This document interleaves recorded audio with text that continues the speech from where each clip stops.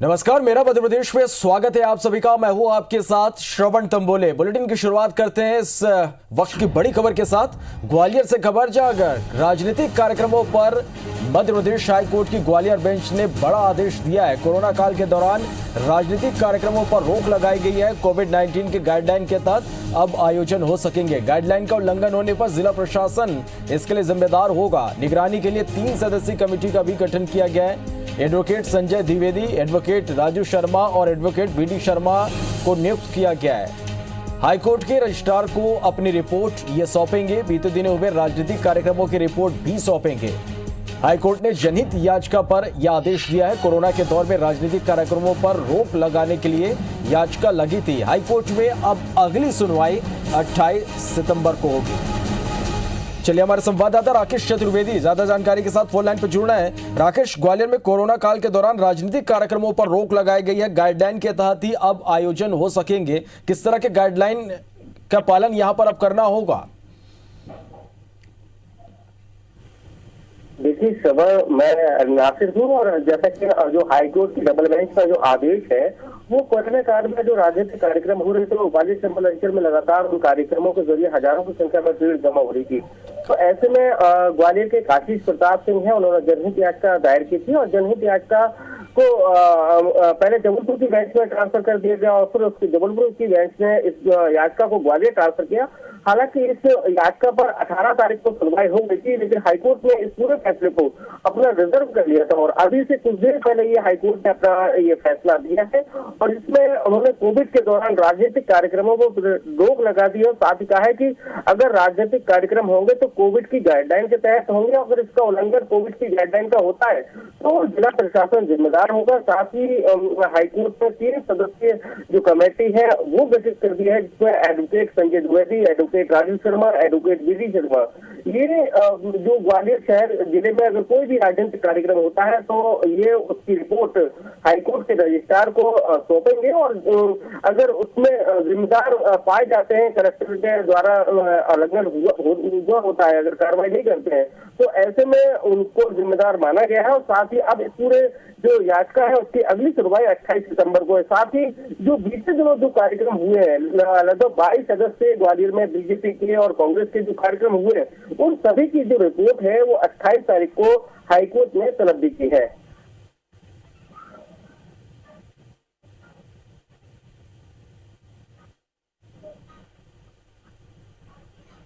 चलिए, बहुत बहुत शुक्रिया नासिर इस पूरी जानकारी के लिए।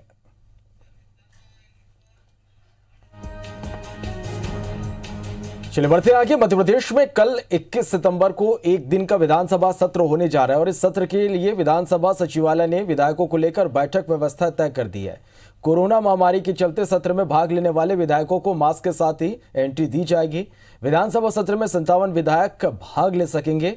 इनके नाम सचिवालय पहुंच गए हैं। इनमें मुख्यमंत्री शिवराज सिंह चौहान समेत बीजेपी के 29 विधायक, पूर्व सीएम कमलनाथ समेत कांग्रेस के 22 विधायक, 1 सपा, 1 बसपा और 4 निर्दलीय विधायकों के नाम शामिल हैं।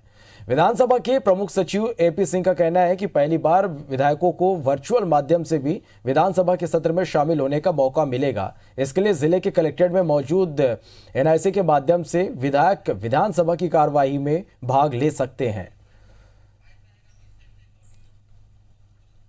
कल चूंकि जब सत्र शुरू होगा तो उसके पहले भी यहाँ जो है उनका थर्मल स्क्रीनिंग होगा, सैनिटाइजेशन वगैरह की व्यवस्था की जाएगी। मास्क लगाकर ही माननीय सदस्यों को ही केवल अंदर जाना है और मास्क लगाना बिल्कुल कंपलसरी रखा गया है। साथ ही साथ हाउस में हमने पूरा सैनिटाइज कराया हुआ है। सर्वदलीय बैठक में तय हुआ था माननीय मुख्यमंत्री जी और नेता प्रतिपक्ष के द्वारा, सीमित मात्रा में दोनों दल अपने अपने विधायक वहाँ भेजेंगे, तो वो व्यवस्था उनके लिए रहेगी। शेष विधायकगण के लिए हम वर्चुअल उपस्थिति की भी व्यवस्था कर रहे हैं। उपचुनाव के मद्देनजर सीएम शिवराज सिंह की उपचुनाव वाले क्षेत्रों में लगातार दौरे जारी हैं और इसी कड़ी में आज उन्होंने मंदसौर के सुवासरा में एक जनसभा को संबोधित किया। उन्होंने सुवासरा विधानसभा क्षेत्र के लिए 300 करोड़ रुपए के विकास कार्यों की सौगात दी। साथ ही कांग्रेस को जमकर कोसा। उन्होंने आरोप लगाते हुए कहा कि पूर्व की कांग्रेस सरकार ने वल्लभ भवन को दलालों का अड्डा बना दिया है। उन्होंने कोरोना संकट की बात भी की और भरोसा दिलाया कि वो प्रदेश को त्रस्त नहीं होने देंगे। उन्होंने खुद को टेम्परेरी सीएम बताया और कहा कि जिस दिन हरदीप सिंह डंग सुवासरा से चुनाव जीतकर विधायक बन जाएंगे उस दिन वह स्थायी हो जाएंगे। इधर सीएम की सभा में विरोध करने आए कांग्रेस कार्यकर्ताओं को पुलिस ने सभा स्थल से दूर ही रोक लिया। वहीं मुख्यमंत्री की सभा के दौरान संविदा शिक्षक नारेबाजी करते रहे।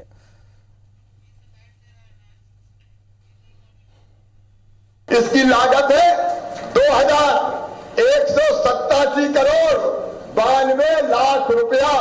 आज मैं सीतामऊ की इस पवित्र धरती पर इस योजना को कायमपुर सूक्ष्म सिंचाई परियोजना को स्वीकृत करने का ऐलान करता हूं। तुमने विधायक छोड़िए, हम मंत्री बनाते हैं, तो मैं आप सबसे निवेदन करता हूं, अभी तो मैं टेम्परेरी हूं भाई, परमानेंट तब होगा जब ये सरदार जीतेगा। सीएम शिवराज सिंह चौहान ने आज आगर विधानसभा क्षेत्र के बड़ौद में 77 करोड़ 91 लाख के विकास कार्यों का भूमि पूजन किया। इसके पहले उन्होंने बाड़ौद के पास उज्जैन जिले के इंदौक में बांध का लोकार्पण किया। इसके बाद बाड़ौद में कृषि उपज मंडी में एक सभा को संबोधित किया। इस दौरान उन्होंने किसानों को मिली बीमा राशि पर असंतुष्टि जाहिर की और फिर से आकलन करवाने की बात कही। इसके साथ ही 3 साल में सभी के पक्के मकान और हर घर में नल लगवाने समेत कई घोषणाएं की। सीएम ने कहा कि अभी वो टेम्परेरी सीएम है, ये सारे काम वो तभी करवाएंगे जब उन्हें परमानेंट मुख्यमंत्री बनाया जाएगा।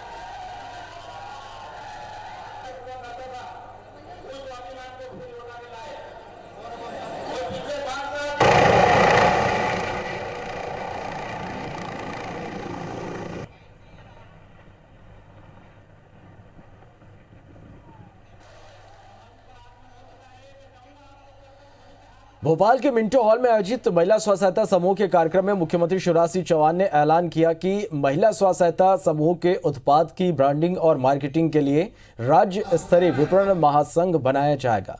विश्व स्तरीय शोध के लिए राज्य आजीविका संस्थान बनेगा। सरकारी खरीद में महिला स्व सहायता समूह के उत्पाद को प्राथमिकता देने के लिए नीति बनाई जाएगी। सीएम शिवराज सिंह ने कहा कि स्कूलों में यूनिफॉर्म महिला स्व सहायता समूह की बहनें बनाएंगी और कपड़ा समूह खुद खरीदेगा। आंगनवाड़ियों में पूरक पोषण आहार की आपूर्ति महिला स्व सहायता समूह की महासंघ के माध्यम से होगी। अगले 3 साल में 33 लाख महिलाओं को स्व सहायता समूह से जोड़ा जाएगा। इस वर्ष 1400 करोड़ रुपए का ऋण बैंकों से समूह को दिलाया जाएगा। सीएम ने कार्यक्रम के दौरान महिला स्व सहायता समूह के 164 करोड़ रुपए का ऋण वितरण किया।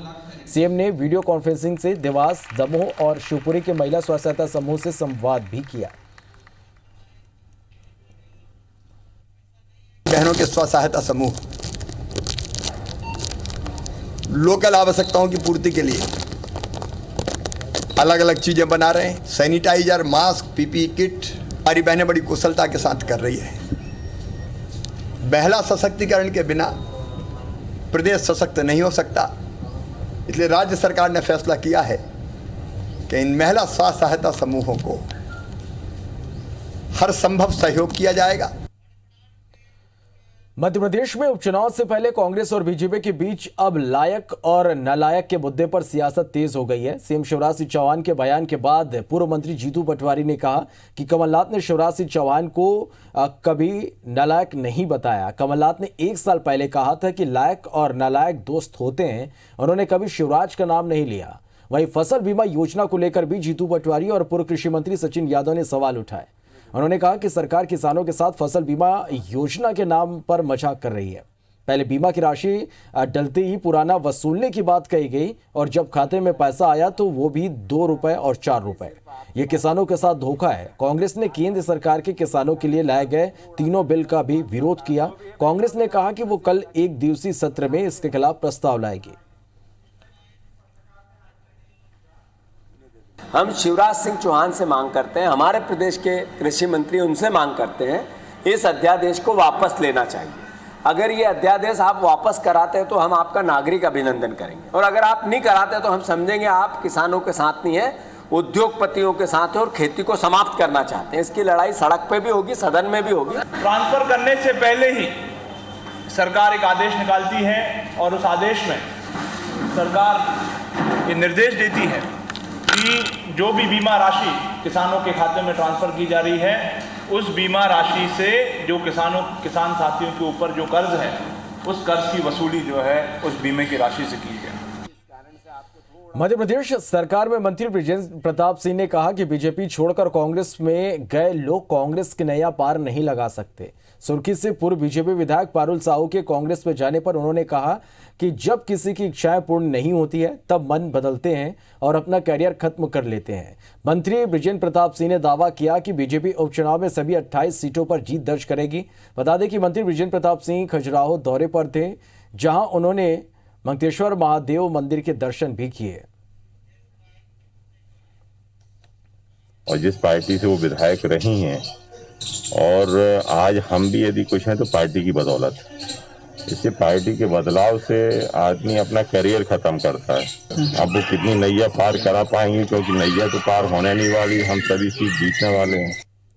खबर भोपाल से, जहां मध्य प्रदेश में 2579 नए कोरोना पॉजिटिव मिले हैं। प्रदेश में आज 27 लोगों की कोरोना से मौत हुई है।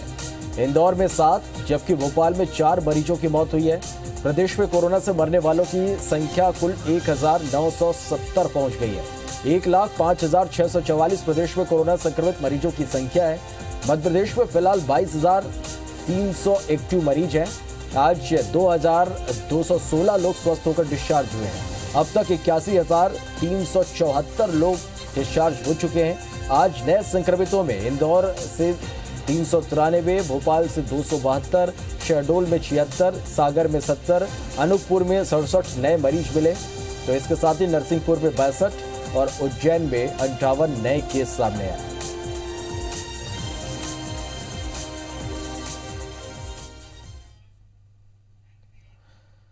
मध्य प्रदेश के विभिन्न सरकारी लैब में कोरोना सैंपल जांचने की पर्याप्त क्षमता के बाद भी स्वास्थ्य विभाग अहमदाबाद की सुप्राटेक लैब में जांच के लिए रोज 6 से 7 हजार सैंपल भेजकर जांच करा रहा है। इसके लिए प्रति सैंपल 1,980 रुपए की दर से रोजाना करीब 1.25 करोड़ रुपए के भुगतान किया जा रहा है। जबकि जांच किट, कर्मचारी और मशीनें सभी का खर्च मिला ले तो भी सरकारी अस्पताल में एक सैंपल की जांच का खर्च 900 से 1,000 रुपए आता है। बावजूद इसके दोगुने खर्च पर निजी लैब से जांच कराई जा रही है, जिसे लेकर कांग्रेस ने सवाल खड़े किए। सरकार की ओर से कहा गया कि शुरुआत में टेस्टिंग की व्यवस्था नहीं होने से कंपनी से करार किया गया था, जिसे आगे जारी नहीं रखा जाएगा। खास बात यह कि जिस समय कंपनी से करार हुआ था उस समय प्रदेश में मंत्रिमंडल का गठन नहीं हुआ था, लिहाजा अधिकारियों ने अपनी मर्जी से 1 साल का अनुबंध कर लिया। इसको लेकर भी अब सवाल उठ रहे हैं। इन्होंने 6 महीने में कोई व्यवस्था नहीं करी, ना सैंपलिंग की व्यवस्था करी, ना इलाज की व्यवस्था करी, ना ही इंतजाम बढ़ाए गए। अब मध्य प्रदेश में वो हालात हो गए हैं कि टेस्टिंग के लिए भी गुजरात सैंपल भेजे जा रहे हैं, जबकि 6 महीने बीतने के बाद भाजपा की सरकार द्वारा टेस्टिंग किट बढ़ाई जानी चाहिए थी, ऑक्सीजन की क्षमता बढ़ाई जानी चाहिए थी। जनता को भगवान भरोसे छोड़ दिया है इन्होंने। जब हमारे यहाँ लैब और टेस्टिंग की कमी थी उस समय प्राइवेट कंपनी के माध्यम से भी टेस्ट किए जा रहे थे, पर वो लगातार संख्या कम हो रही है और उस कंपनी का कॉन्ट्रैक्ट इसी महीने समाप्त होने वाला है। उसके बाद ये सब स्थितियां खत्म हो जाएंगी। छिंदवाड़ा के चौराई में एसडीएम के मुंह पर कालिक पोतने का मामला तूल पकड़ता जा रहा है। एक तरफ प्रशासन ने मामले में मुख्य आरोपी बंटी पटेल पर शिकंजा कस दिया है, तो वहीं कांग्रेस खुलकर अपने कार्यकर्ताओं के समर्थन में उतर आई है। प्रशासन ने बंटी पटेल से जुड़े विभिन्न व्यावसायिक प्रतिष्ठानों पर कार्रवाई शुरू की है। बंटी पटेल की शाहपुरा गिट्टी क्रशर को सील कर दिया गया है, जबकि रेत खदान को लेकर अभी प्रशासन ने उनके साथी को नोटिस जारी किया है। प्रशासन ने बंटी पटेल के शादी लॉन को भी नापजोक की है। साथ ही अन्य आरोपी पूर्व विधायक गंभीर सिंह चौधरी के पेट्रोल पंप को भी सील कर दिया गया है। इधर कांग्रेस का कहना है कि उनके कार्यकर्ता बाढ़ पीड़ितों को न्याय दिलाने के लिए आंदोलन कर रहे थे। इस दौरान एसडीएम के साथ जो हुआ वो निंदनीय है। कांग्रेस इसके पक्ष में नहीं है, लेकिन कांग्रेस ने यह भी कहा कि प्रशासन ने जिस तरह बीजेपी सरकार के इशारे पर मुकदमा दर्ज किया, ये दुर्भाग्यपूर्ण है। कांग्रेस ने मांग किया कि कांग्रेस नेता बंटी पटेल पर रासुका की कार्रवाई वापस होनी चाहिए। कांग्रेस ने 22 लोगों के खिलाफ दर्ज किए मामलों को भी एक तरफा कार्रवाई बताया है।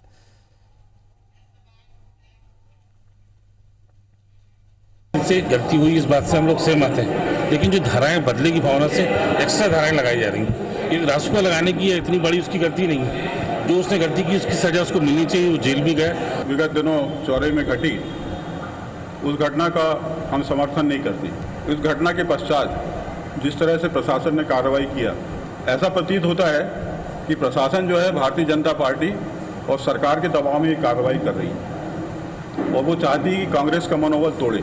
नितिन पटेल ठाकुर के नाम से पत्थर उत्खनन पट्टा स्वीकृत था, जिसे पूर्व में कारण बताओ नोटिस जारी किया गया था।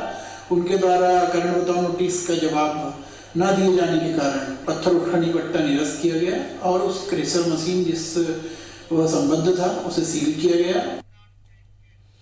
मध्य प्रदेश में सोमवार को प्रशासनिक व्यवस्था चरमरा सकती है। वजह है राज्य प्रशासनिक सेवा के अफसरों के साथ ही प्रदेश के तहसीलदार, नायब तहसीलदार, आरआई और पटवारियों की हड़ताल।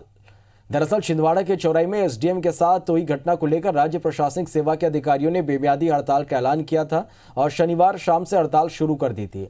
अब इनके समर्थन में तहसीलदार और नायब तहसीलदारों ने हड़ताल का ऐलान कर दिया है। इधर आरआई और पटवारियों ने भी अफसरों की हड़ताल को समर्थन दिया है। ऐसे में माना जा रहा है कि यदि सोमवार सुबह तक हड़ताल वापस नहीं हुई तो सोमवार से पूरे प्रदेश में प्रशासनिक व्यवस्था ठप हो सकती है।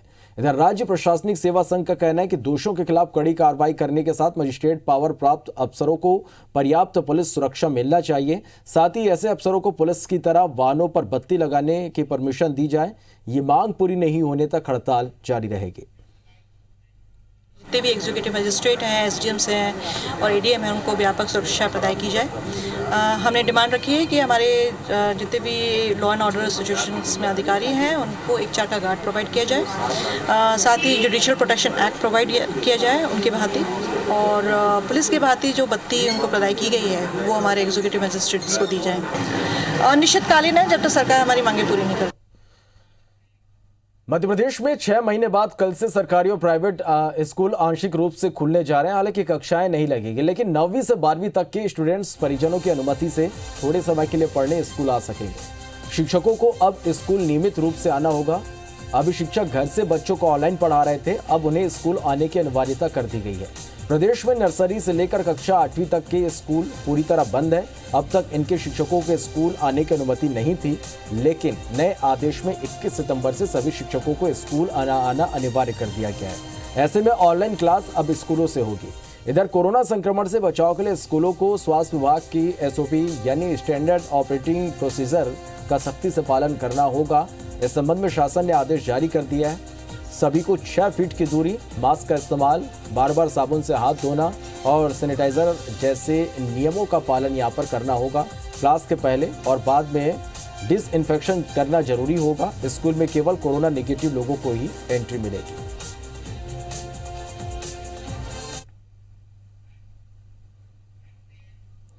मध्य प्रदेश के सबसे बड़े सरकारी अस्पताल इंदौर के एमवाई में लगातार सामने आ रही लापरवाहियों के बाद अब प्रशासन सख्त हुआ है। संभायुक्त डॉक्टर पवन कुमार शर्मा के एक्शन के बाद शवगृह के लिए अब एसओपी तैयार की गई है, जिसमें सभी की जिम्मेदारी तय कर दी गई है।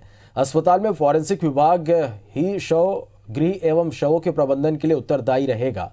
दरअसल IBC 24 ने दिखाया था कि किस तरह MYH के मर्चरी में अज्ञात शव के कंकाल मिला था और एक बॉडी को फ्रीजर में रख कर पीएम करना ही भूल गए थे। यही नहीं, सबसे शर्मसार करने वाली तस्वीर तो ये थी कि 5 दिन तक नवजात का शव रखा रह गया। अपर आयुक्त IAS रजनी सिंह का कहना है कि सभी शवों का समय सीमा में निपटान किया जा रहा है या नहीं, इसके लिए शवगृह प्रभारी को संबंधित थाने से संपर्क कर शव का निपटान करना होगा। वहीं अधीक्षक MYH और डीन MGM मेडिकल कॉलेज को लिखित सूचना भी देनी होगी। शवगृह के कोल्ड चैम्बर में कोई भी खराबी आने पर तत्काल इसके लिखित सूचना देनी होगी। मार्गदर्शन था कि एक SOP बना दी जाए, कम से कम उनके पास एक रहे कि क्या करना है हमें, और कोई अधिकारी जाए या वहाँ के इंटरनल लोग हों या वहाँ के अधीक्षक हों, वो भी देख पाएँ उसके आधार पे। तो इसलिए SOP बनाई है, उसका पालन सुनिश्चित अगर करेंगे और रजिस्टर अच्छे से मेंटेन करेंगे तो ये स्थितियाँ सुधर सकती हैं। सिवनी की घनसौर पुलिस ने बीते मार्च महीने में हुए दोहरे हत्याकांड का खुलासा कर वारदात को अंजाम देने वाले 2 आरोपियों को गिरफ्तार कर लिया है। पुलिस का कहना है कि आरोपी ने प्रेम प्रसंग के चलते अपने दोस्त के साथ मिलकर पहले अपनी प्रेमिका की हत्या की और उसकी लाश को छपारा गांव के जंगल में दफना दिया। बाद में वारदात में शामिल दोस्त की भी हत्या कर उसकी लाश को घनसौर थाना क्षेत्र के मसूर बावरी गांव के जंगल में फेंक दिया गया था। दरअसल घनसौर पुलिस को बीते 14 मार्च को मसूर बावरी गांव के जंगल में एक 22 वर्षीय युवक की लाश मिली थी और पुलिस इस पूरे मामले की जांच में करीब 6 महीने बाद पुलिस ने आरोपी को गिरफ्तार करने में सफलता हासिल की है। आरोपी प्रदीप मरावी और उसके साथ ही चैन सिंह वरकड़े को पुलिस की गिरफ्त में आने के बाद जब पूछताछ की गई तो युवती की हत्या के मामले का भी खुलासा हो गया। स्टेट हाईवे पे हमको एक शव मिला था, संदिग्धों को गिरफ्त में लिया, उनसे सूक्ष्मता से पूछताछ की, जिसमें प्रदीप नामक संदेही ने हमको बताया ये जो रुकुम था उसका साथी जिसने उसका सहयोग किया था लड़की को मारने में, ये उसको ब्लैकमेल करने लगा प्रदीप को और उससे पैसों की मांग करने लगा। इस चीज से वो विचलित होकर रुकुम उइके की हत्या की योजना उसने बनाई।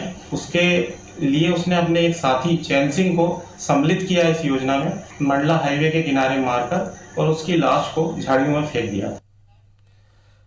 राजधानी में इस बार की भारी बारिश ने कई परिवारों का लाखों का नुकसान कर दिया। दरअसल शाहपुरा में इंडस एम्पायर सोसाइटी में 22 अगस्त और 23 अगस्त को आई बाढ़ के दौरान घरों में 5 फीट तक पानी भर गया था। यहां के रहवासियों को रेस्क्यू करने के लिए खुद एसडीआरएफ की टीम पहुंची थी। बाढ़ के दौरान रहवासियों के घरों का सामान पूरी तरह से खराब हो गया। इस कॉलोनी में रह रहे रहवासियों का कहना है कि 16 साल से ज्यादा का समय हो गया यहां रहते हुए, लेकिन कभी इस तरह के जलभराव की समस्या यहां नहीं हुई। रहवासियों ने बताया कि सोसाइटी के सामने एक नई सोसाइटी का गलत तरीके से निर्माण हो रहा है, जिसके कारण पानी के निकासी का रास्ता बंद हो गया है और यही वजह है कि सोसाइटी में जलभराव की समस्या हुई।